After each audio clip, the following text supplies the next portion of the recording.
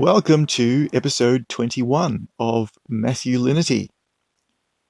In this episode, I'll be looking at three verses, the verses where Jesus comes to John to be baptized, and John wanted to refuse to baptize Jesus.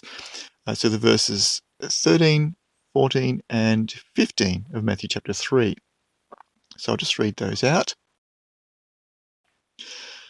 Then arrives Jesus from Galilee to the Jordan, to John, to be baptized by him. John was trying to prevent him, saying, I need to be baptized by you, and you're coming to me? Answering, Jesus said to him, Let it be for now, for in this way it is fitting for us to fulfill all righteousness. Then John allowed it.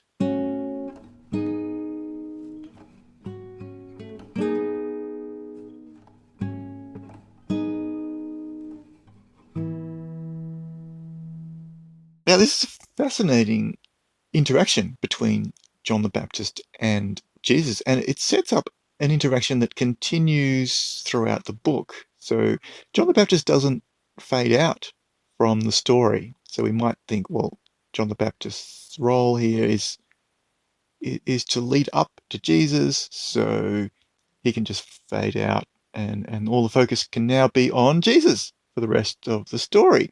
And yet that's not what we find. We find that John the Baptist keeps getting mentioned again and again. In fact, there's so many references to John the Baptist, it takes up almost 7% of the entire book of Matthew.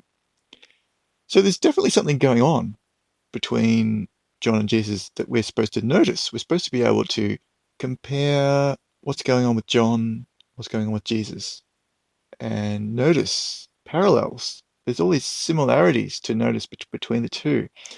And so this first interaction, so this is Jesus's first words, and they are in a conversation with John the Baptist. So Jesus is in conversation with John the Baptist, not just here, but this sets us up for Jesus being in conversation with John the Baptist throughout the book in a paradigmatic way. So how Jesus' ministry is connected to John the Baptist's ministry, we already get to see right from this very first interaction. In fact, this first interaction is much more helpful than we usually realize. So John doesn't want to baptize Jesus because it just doesn't feel right. Jesus is surely the one with more authority. John has just been talking about expecting some greater figure to arrive, who's going to do a greater kind of immersion or baptism. So the nation will be baptized with something more intense than water. So John's just been speaking about that. And then Jesus is coming for baptism, and John's saying, no, hang on, this isn't the right way around. I should be baptized by you. And so John is thinking, he's speaking in terms of a role reversal. If the roles were reversed, John would be happier. So John is basically saying, well, you're greater than me. Why are you coming to me to be baptized? You shouldn't be coming to me. I should be coming to you. So this role reversal, if the roles were reversed, Jesus would be the one doing the baptisms, and John could just be one of the regular folk who come along to be baptized. That would make much more sense in John's perspective.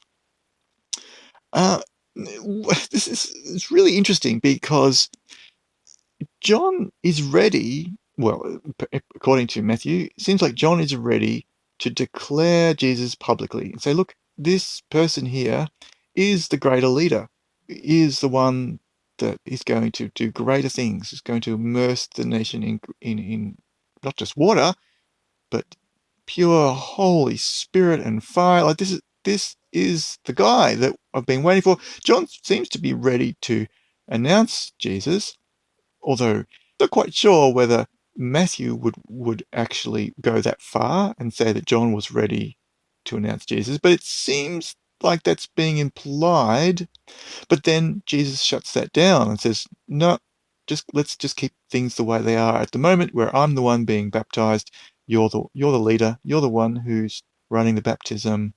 Jesus seems to be fine with the way things are, and John is eager, maybe even a little bit impatient for the next stage. And Jesus is saying, no, Jesus doesn't want to interfere with John the Baptist's ministry. Jesus doesn't want to take over. Jesus doesn't want to be announced by John. This seems to be a little bit of a contrast here between what John's expecting to happen and what Jesus is actually doing, and what Jesus is willing to do at this moment. So notice that the words are "for the time being." Jesus says, let it be for the time being. Let it be this way for now.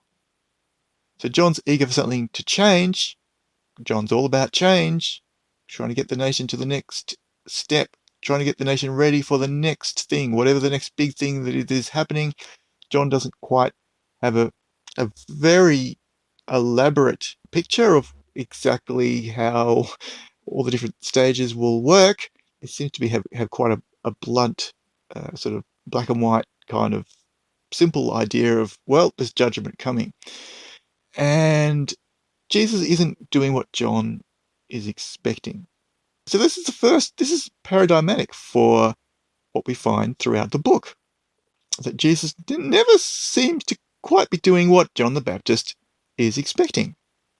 I know that the usual interpretation is that when John sends disciples to Jesus to ask the big question, are you the one? Are you the one that we're expecting? Or is somebody else going to do it? In other words, the judgment thing. Who's going to do the judgment thing? Are you going to be doing that? The usual interpretation is that John has changed his mind about Jesus, but this is actually quite consistent with the very first interaction between John and Jesus.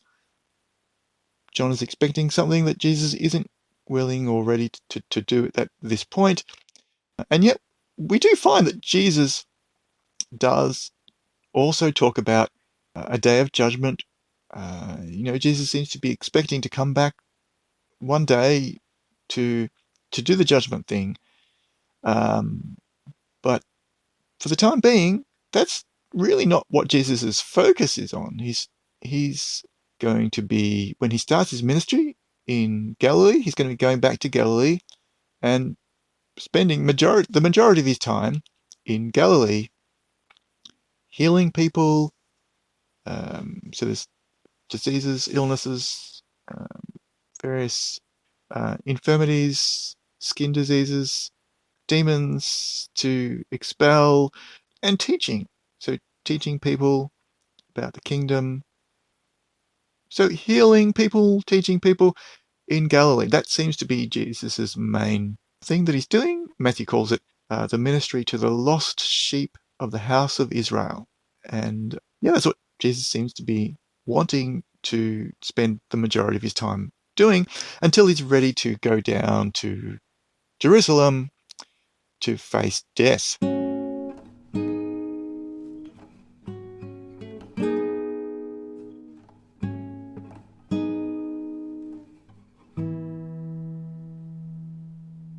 And so what John is expecting to happen now, to happen like very quickly, very soon, it's about to happen.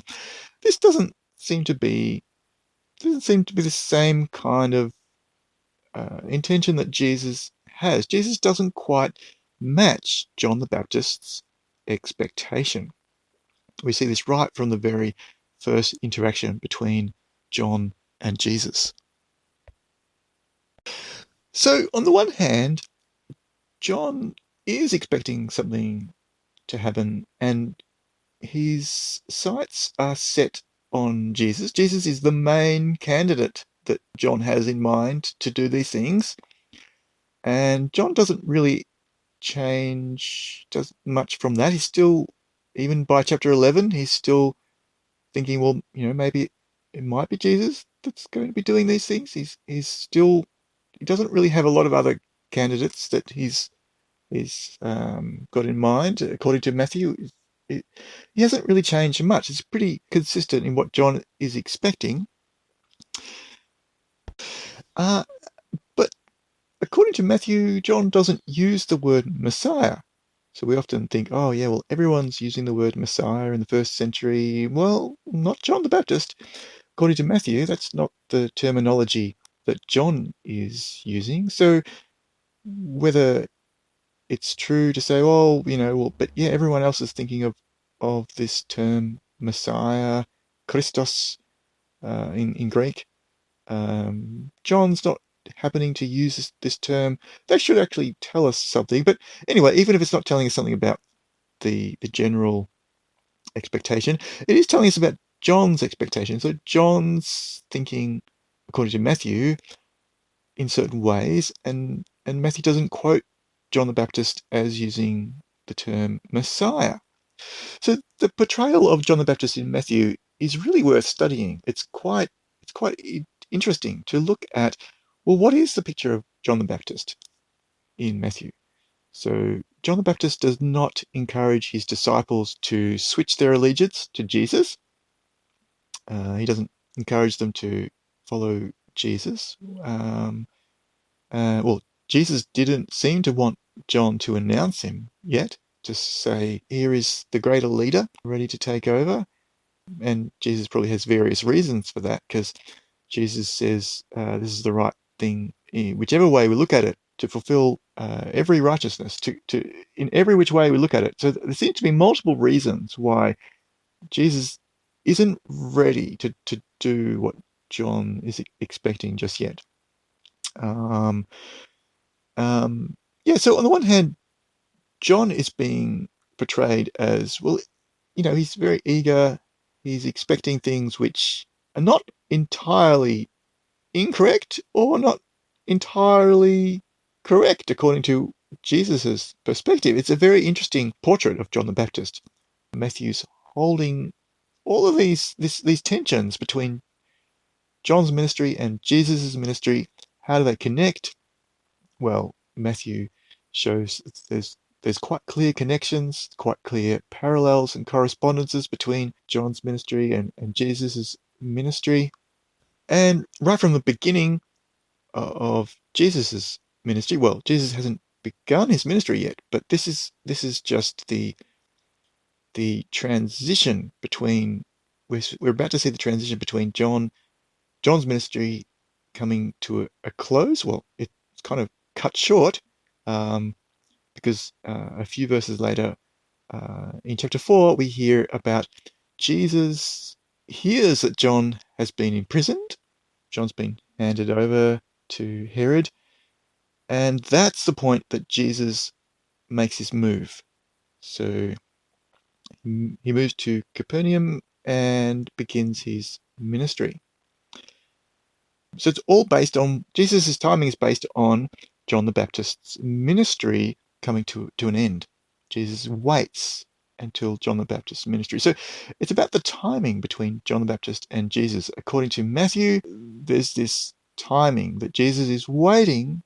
He doesn't want to interfere, doesn't want to encroach on John the Baptist's ministry. So John the Baptist's ministry is the prelude to Jesus' ministry. This is the way that Matthew is portraying John the Baptist. Well, there's actually quite a lot of things we could say about Matthew's portrayal of John the Baptist, because there's a lot of material to work with. But just these 3 verses, they actually tell us quite a lot about the interaction between John and Jesus in terms of their ministries and their perspectives of each other. So there's a lot of respect that we can see already for John the Baptist's ministry from the perspective of Jesus.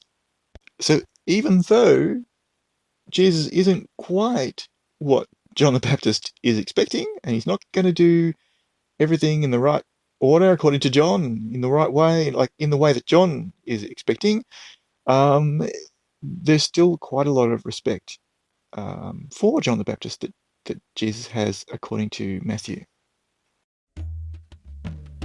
Yeah, so I think that's all for this episode. Thank you for listening.